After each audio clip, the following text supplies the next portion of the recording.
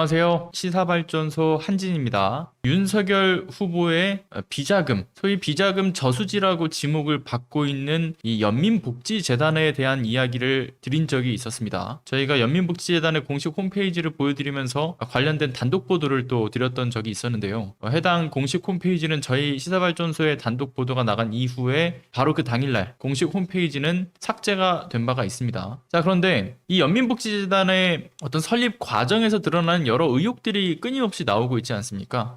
특히나 이 연민복지재단을 설립하는 과정에서 그 대표이사인 이 이현동 전 국세청장과 관련된 의혹이 있습니다. 그 이현동 씨가 최근에 무죄를 받는 그 과정에서 어떠한 일들이 있었는지, 그리고 중요한 것은 또 충격적인 어떤 무죄 판단에 이해가 가지 않는 요소가 또 드러난 부분이 있죠. 어떤 내용인지 알아보는 것으로 하고요. 무엇보다 중요한 것은 윤석열 후보의 비자금일 가능성, 그 어떤 목표를 위해서 만들어졌을 가능성이 높아지는 이야기가 또 나온 겁니다. 국민의힘 윤석열 대선 후보의 무속인 논란과 관련해서 비선 무속인으로 알려져 있는 건진법사 전성배 씨 아시죠? 근데 이 전성배 씨가 소속되어 있는 일광조계종, 그리고 일광조계종에서 만들어낸 연민복지재단과 관련해서 해당 복지재단이 페이퍼 컴퍼니와 같은 종류의, 그러니까 한마디로 껍데기만 있는 그러한 복지재단이다. 그래서 해당 재단이 윤석열 후보의 사실상 비자금 저수지일 가능성이 제기되는 그 의혹에 대해서 또 새로운 이야기가 나왔습니다. 또다시 새로운 이야기가 나왔어요. 이와 관련된 소식을 짚어볼까 합니다. 일단은 근데 이해를 돕기 위해서요, 전반적인 좀 설명을 드려야 될 필요성이 좀 있을 것 같아요. 전반적인 이해를 위해서 말씀을 좀 드리자면요,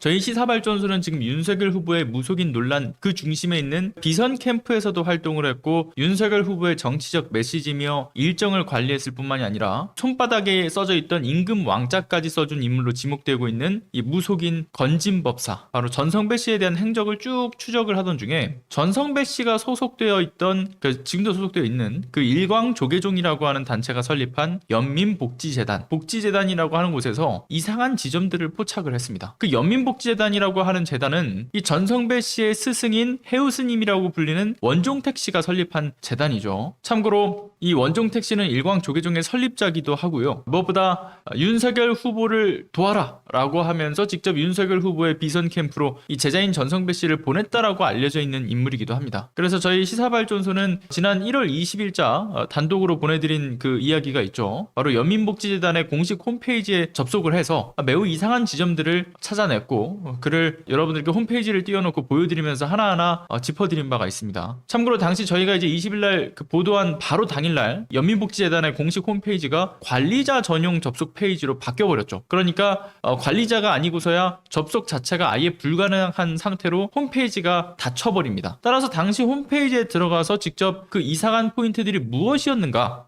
그 부분에 대해서 말씀을 드렸던 지난 1월 20일자 해당 홈페이지에 그 이상한 포인트만 잡았던 내용의 자료 화면만 간단하게 먼저 보시고 그 다음에 이야기를 이어가는 것으로 하겠습니다. 자료 화면을 먼저 보고 오시죠. 자, 이것이 연민복지재단의 홈페이지의 가장 첫 번째 페이지입니다. 자, 일반적으로요, 복지재단 홈페이지를 들어가 보신 분들은 아실 거예요. 그리고 저는 이 연민복지재단뿐만 아니라 일반적인 다른 복지재단의 홈페이지도 다 들어가 봤어요. 근데 일반적으로 복지재단에서 운영하는 홈페이지, 공식 홈페이지라고 하면요, 홈페이지의 첫 화면에 거의 대부분이 등장하는 내용이 하나 있습니다. 그것이 무엇이냐, 바로 후원 계좌를 남겨두는 거예요. 근데 일반 복지재단에서 후원 계좌를 남겨두는 것과 다르게 보시는 것처럼 후원 계좌는 그 어디에서도 찾아볼 수가 없습니다. 심지어 아래에 뭐 이제 그 정보값이 나오는데요, 뭐 전화번호, 뭐 위치 이런 게 나오는데 거기에도 후원 계좌는 남겨져 있지 않아요. 그리고 여기 뭐 후원 기업에도 아무것도 없죠. 심지어는 여기서 나오는 뭐 사업 내용 재단 소개도 있는데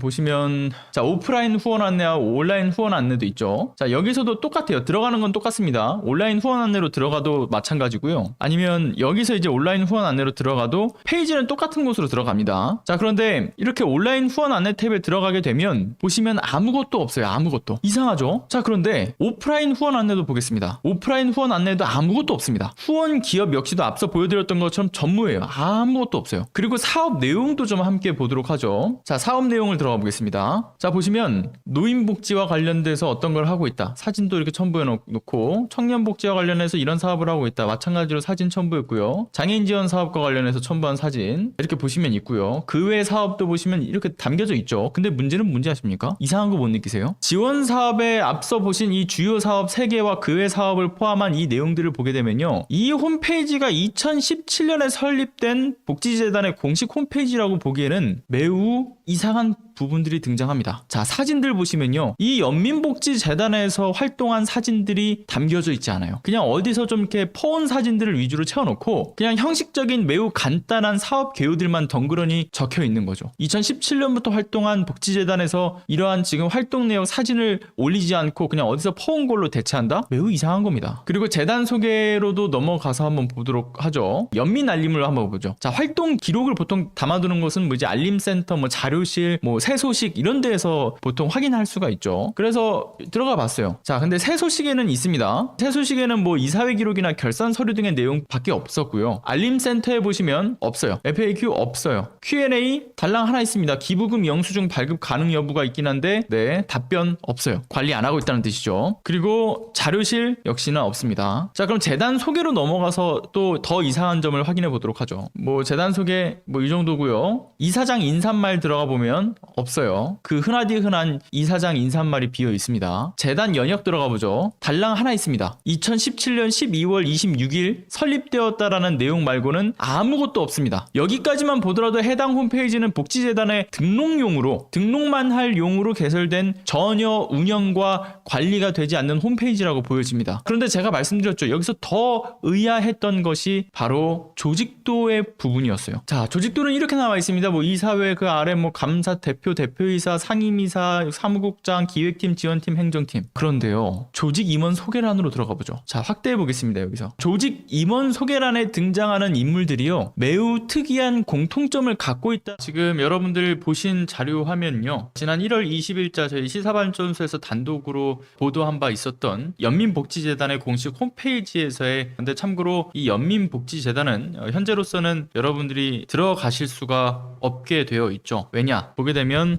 현재 홈페이지는 이런 식으로 사이트가 준비 중이다 라면서 관리자만 로그인할 수 있는 상태가 되어 있습니다. 즉, 논란이 일자 해당 연민복지재단 홈페이지를 문을 닫아버린 것이죠. 저희가 관련된 내용에 대한 보도를 한 그 당일날 사이트는 폐쇄가 됐습니다. 자, 아무튼 여러분들 좀 전에 보셨던 자료화면 보시면서 그 임원 소개란에 대한 이야기 다 하지 못하고 딱 그 영상이 끊어졌죠. 그에 대한 설명은 제가 말씀을 드리는 것으로 하고요. 어쨌든 근데 임원 소개란을 좀 관련돼서 좀 특이점을 말씀을 드리기 이전에, 방금 이제 2017년부터 분명 설립이 되어 왔던, 지금까지 운영이 되어 왔다라고 하는 이 연민복지재단, 그러한 연민복지재단의 공식 홈페이지를 여러분들이 보셨지만 상당히 오랜 기간 동안 운영되어 왔던 이 복지재단이라고 보기에는 굉장히 어려운 포인트들이 다수가 있다는 점을 확인할 수가 있었죠. 그러니까 누가 봐도 형식적으로 만들어 놓고서 관리나 운영을 전혀 하지 않은 그러한 홈페이지의 모습을 볼 수가 있었습니다. 그리고 임원 소개란의 이상한 지점들이 무엇이냐? 자, 이 임원 소개란에 대한 내용, 뭐 MB정부 당시의 이야기와 그 연결고리를 말씀드린 바가 있었는데, 더 구체적으로 얘기하자면 그 윤석열 후보의 MB 관련된 그 보훈성 관계, 뭐 이런 것도 지난번에 말씀드린 바가 있었지만 거기까지 가면 오늘 방송이 끝나지 않을 것 같아서 일단 그 부분은 좀 생략하고 이야기를 드리겠습니다. 자, 이걸 보시죠. 자, 참고로 공식 홈페이지 자체가 폐쇄가 돼서요, 그 방송에서 그 임원 소개란을 캡처했던 캡처본을 좀 가지고 왔습니다. 그래서 마우스 포인터가 저렇게 멈춰 있는 것을 보실 수가 있는데, 아무튼 지금은 좀 확인하기 어려운 임원 소개란의 이 홈페이지 그 원본에서 캡처한 이미지 파일이죠. 하여튼간에 여기서 보시게 되면 대표이사는 이현동이라는 인물이 있습니다. 바로 MB정부 당시의 국세청장이었죠. 그리고 이사인 임재원 씨는 누구냐? 바로 역시나 MB정부 당시의 역삼 세무서장이었죠. 그리고 감사로 있는 인물, 쭉 그 내려가서 오른편 맨 아래에 있는 감사 조현관이라는 인물, MB정부 당시의 서울국세청장이었습니다. 심지어 MB 당시의 서울국세청장뿐만 아니라 그 감사 조현관 씨의 경우에는 현직 법무법인 유한의 바른 고문으로 돼 있죠. 바른 법무법인 바른의 고문으로 돼 있는데, MB만을 위해서 만들어진 법무법인이라는 꼬리표가 붙어 있는 이 법무법인 바른의 현직 고문이라는 점도 중요하죠. 그러니까 대다수가 MB정부 당시에 고위 세관 공무원 출신이거나 또는 대표이사인 이현동 씨, 그러니까 전직 국세청장인 이현동 씨의 지인들로 구성이 되어 있는 것을 알 수가 있습니다. 굉장히 그러니까 밀접한 관계에 있는 인물들하고 조직도의 다수가 포함되어 있죠. 그리고 그 밖에 특이점이라고 한다면 두 번째 왼쪽에서 위에서 두 번째 인물 임재원 이사, 세무법인 이원의 현직 대표 세무사로 확인이 됩니다. 근데 영민복지재단 설립 과정에서 2017년 당시에 이 당시 무려 7억 원을 바로 세무법인 이원에서 영민복지재단의 설립에 무려 7억 원을 출자를 했죠. 그 밖에 임원들을 보게 되면 뭐 네 번째 인물 이사 최충순 씨죠. 최충순 씨. 최충순 같은 경우는 일광종 소속 스님이고요. 그리고 오른편에서 위에서 세 번째 인물 원종택 이사. 이 양반은 그 일광종 설립자면서 건진법사의 스승이라고 불리고 있는 해우 스님이죠. 그리고 그 밖에 인물들을 보게 되면 왼쪽에서 맨 아래에 있는 감사 박수환. 박수환 씨는요. 회계사회에서 유명한 인물입니다. 그 회계법인계에서 좀 대기업이라고 불리고 있는 그 3일 회계법인이라고 하는 곳이 있는데 과거에 거기서 대표를 맡기도 했었고요. 그리고 한국동인 회계사회에서의 그 조세부 회장을 맡았던 인물이기도 합니다. 그러니까 이들 간의 접점들을 쭉 다 살펴보게 되면 어떤 부분들이 있느냐. 바로 연민복지재단의 이현동 대표이사 이현동 씨와 그 인연으로 묶여있는 이들이 바로 이 조직도에 함께하고 있죠. 연민복지재단의 임원으로 참여들을 하고 있습니다. 첫 번째는 MB 시절의 국세청 실세들이라는 점이고요. 두 번째는 대구 출신 그리고 같은 영남대 출신들 그렇게 연결점들이 만들어져 있죠. 바로 이현동 전 국세청장으로 이들의 인맥이 모여집니다. 이들의 어떤 인적 네트워크가 모여집니다. 자, 그런데 이 연민복지재단은 어떻게 윤석열 후보자랑 엮여 있느냐가 중요하겠죠. 먼저 첫 번째, 연민복지재단의 설립 과정에서부터 엮여 있죠. 일단 먼저 설립 과정 그 자체에서부터 이상한 포인트가 어떤 부분이 드러나냐면요. 연민복지재단의 자산은 한 17억 정도라고 해요. 근데 이 중에 설립자인 원종택 씨 소유의 토지 한 3억하고도 5,800만 원 정도를 제외하고는요. 모두 현금과 현금성 자산으로 이루어져 있는데 설립을 할 때 이 사진으로 함께하는 사람 보시면 두 번째 인물 있죠. 임재원 이사. 임재원 씨가 소속되어 있는 세무법인 이원에서 그 7억 원을 출자했다라고 말씀드렸죠. 근데 7억 원을 출자한 거 말고도 국민의힘 한무경 의원이 대표로 있었던 효림 HF라고 하는 회사에서도 1억 원을 출자했고요. 그리고 김건희 씨 그 전시회에 수시로 이제 후원을 해오면서 사실상 윤석열 후보자 테마주로 묶여있는 희림 건축사에서도 1억 원을 출자를 했죠. 설립 과정에서뿐만이 아니라 심지어는 연민복지재단의 재무제표에서도 문제가 있어요. 2017년부터 운영이 되었지 않습니까? 그런데 지금까지 단 한 차례도 인건비 지출이 없었습니다. 게다가 연민복지재단의 이름으로 기부된 물품은요. 정말 손에 꼽을 정도로 몇 차례 없었어요. 그리고 기부를 한 이후에도 연민복지재단의 자산의 변화는 없었죠. 거의 없었죠. 그러니까 보여주기식으로 물품을 기부를 했다라고 보여지는 대목도 볼 수 있는 부분입니다. 참고로 제가 이 연민복지재단에서 과연 어느 곳에서 이 어떤 기부 활동을 해왔는가를 정말 열심히 찾아봤는데요. 제가 찾아본 게 5손가락 안에 들었어요. 그러니까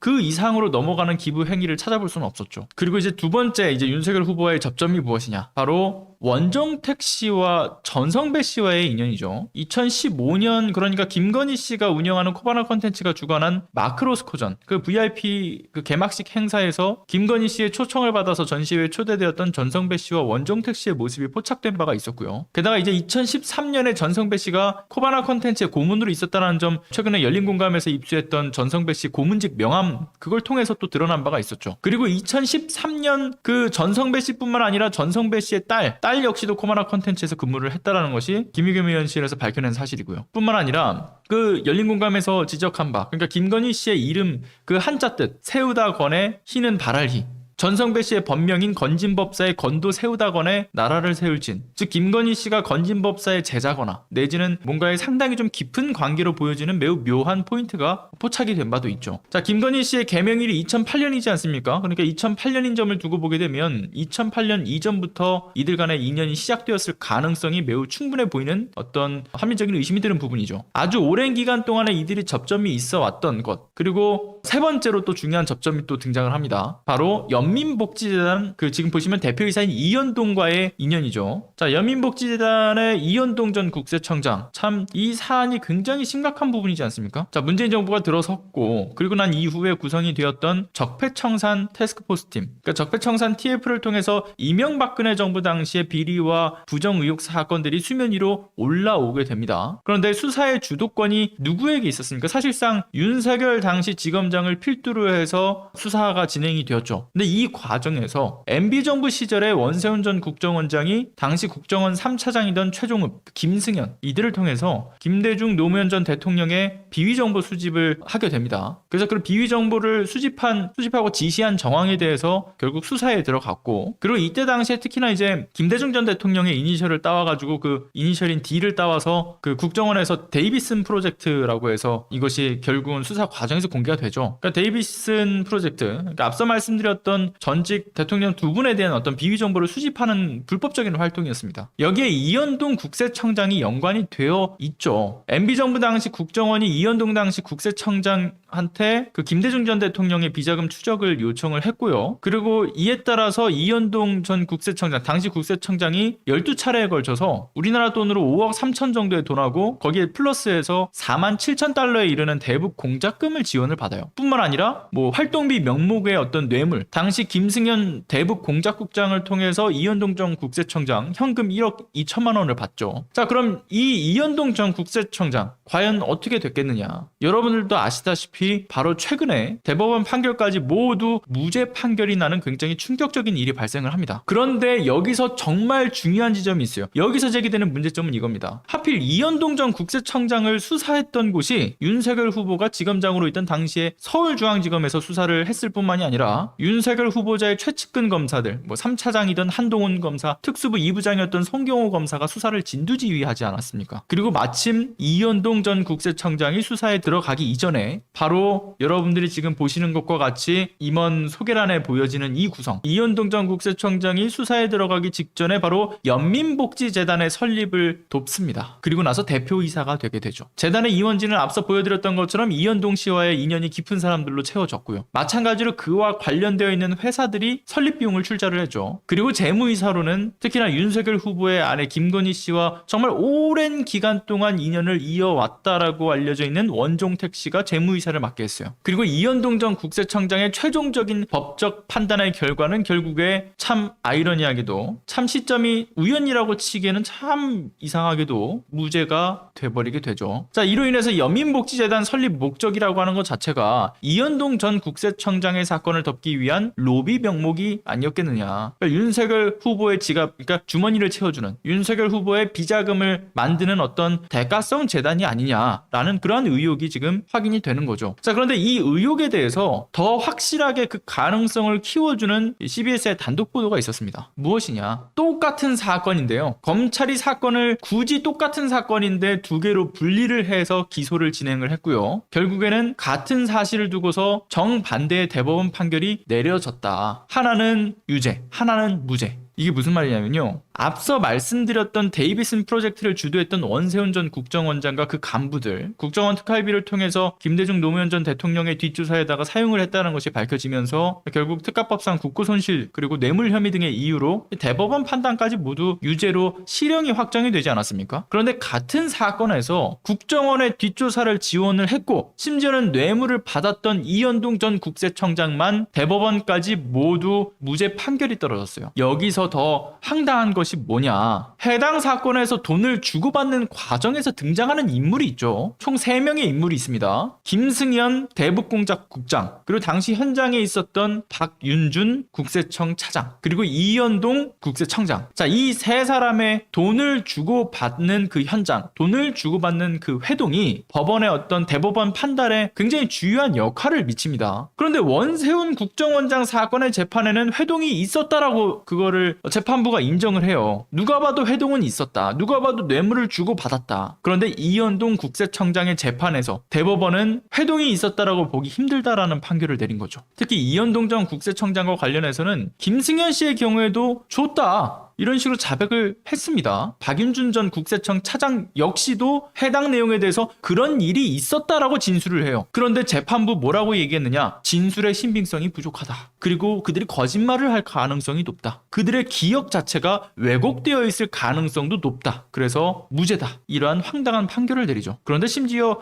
원세훈 그 국정원장 역시도 김승현 씨의 자백이 맞다라고 이야기를 했는데도 불구하고 이현동 씨 재판부는 이걸 받아들이지 않았죠. 그런데 그런데 이 원세훈 씨 재판부는 김승현 씨의 진술이 굉장히 구체적이다. 박윤준, 이현동, 원세훈과의 그 대질 조사에서도 이들의 진술이 굉장히 일관되었기 때문에 신빙성이 충분하다. 그렇게 이현동 국세청장에게 활동비와 뇌물을 준 것이 맞다라는 판결을 내리죠. 그러니까 다시 좀 요약을 하자면 원세훈 전 국정원장 재판과 이현동 전 국세청장의 재판은 같은 사건입니다. 그냥 같은 사건이에요. 비슷한 사건이 아니라 같은 사건인 겁니다. 같은 사건에 관계인들도 동일한 인물들이에요. 그런데 이 사건들이 검찰에 의해서, 윤석열 검찰에 의해서 굳이 분리가 되어서 기소가 됩니다. 원세훈 씨 건 따로, 그 이현동 씨 건 따로. 그리고서 이들이 돈을 주고받았던 회동을 원세훈 담당 대법원은 그 회동이 있었다. 그러한 뇌물을 주고받는 일들 있었다라고 본 것이고 이현동 담당 대법원은 없었다라고 보는 것이죠. 굉장히 황당하지 않습니까? 자, 이에 대해서 법조인들도 도대체 뭐라고 이야기를 하냐. 이거 굉장히 이례적인 일이라고 이야기를 해요. 심지어는 사법부의 신뢰도가 떨어질 수 있는 굉장히 최악의 사례라는 점을 지금 지적을 하고 있다라고 하죠. 다시 말하지만 왜 당시 적폐청산 TF의 사실상 수사의 주도권을 잡고 있었던 윤석열 지검장이 도대체 왜 이 사건, 같은 사건을 굳이 분리해서 이들을 기소했던 것인지, 그리고 재판부의 판단에 있어서 검찰은 의도적으로 이 같은 사건에 대한 증거물을 따로따로, 원세훈 국정원장은 잡혀 들어갈 수 있게끔 증거물을 넣어놓고 이현동 국세청장에 대한 사건의 경우에는 같은 사건임에도 불구하고 좀 미흡한 증거물이나 좀 신뢰성을 떨어뜨릴 만한 증거물을 별도로 넣어가지고 이현동 전 국세청장의 사건만을 무죄 판단이 나오도록 했던 것은 아닌지, 윤석열 후보와 처가의 특수 관계인인 원종택 씨가 연민복지재단, 그러니까 재무이사로 참여한 연민복지재단을 통해서 이현동 씨는 자신의 사건을 무마하기 위해 17억 상당의 비자금을 윤석열 후보자에게 쥐어주게 된 것은 아닌지, 그 합리적 의심의 가능성은 점차 사실로 확정되어가는 어떤 포인트가 등장을 한 겁니다. 이에 대한 윤석열 후보 측의 분명한 해명도 필요하겠지만요, 이 사건은 해명과는 사실 무관하게 해요. 무조건적으로 수사 단계에 넘어가야 할 대형 게이트일 가능성이 높다. 이렇게 말씀드리면서 시청해주신 모든 분들, 후원해주신 분들, 그리고 적극적으로 채팅과 댓글 달아주신 분들 모두 진심으로 감사드리고요. 감사합니다.